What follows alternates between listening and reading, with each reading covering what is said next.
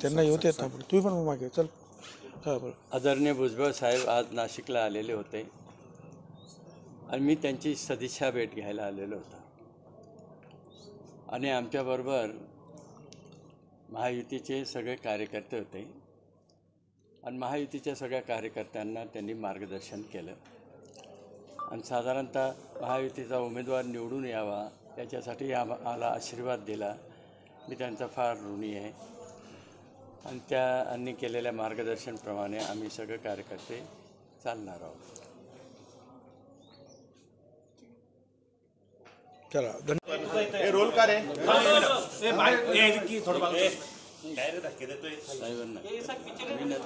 बरं ठीक. असं आहे की डॉक्टर भामरे साहेब हे धुळे मतदारसंघातून महायुतीचे उमेदवार म्हणून उभे आहेत. नाशिक जिल्ह्याचे सुद्धा 2-3 तालुके जे आहेत त्यांच्याकडे येतात. बागलाण, बाह्य मालेगाव, मध्य मालेगाव वगैरे वगैरे सगळं ते येत आहे आणि त्यासाठी जे आहे सदिच्छा भेट घेण्यासाठी ते आले होते. आणि आमचे जे कार्यकर्ते जे आहेत मग राष्ट्रवादी काँग्रेस पक्षाचे, त्याचबरोबर महात्मा फुले समता परिषदेचे, या सगळ्यांशी जे आहे त्यांना एकत्र बसून जे आहे त्यांचं बोलणं करून दिलेलं आहे आणि अधिकाधिक आपल्याला मताधिक्य कसं मिळेल यासाठी जे आहे ते चर्चा करण्यात आलेली आहे.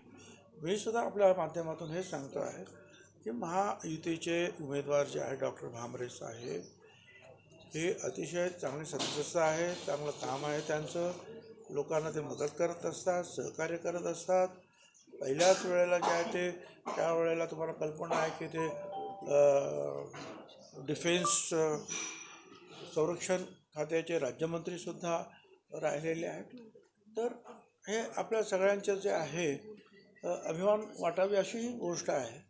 अशा हे जे काही चांगले उमेदवार आहेत भामरे साहेब यांच्या पाठीमागं सगळ्यांनी उभं राहावं, पूर्णपणे ताकदीनं मतदान करावं एवढी मी आपल्याद्वारे आमच्या सर्व हितचिंतक, सहकारी, कार्यकर्ते, मतदार यांना विनंती करतो आहे.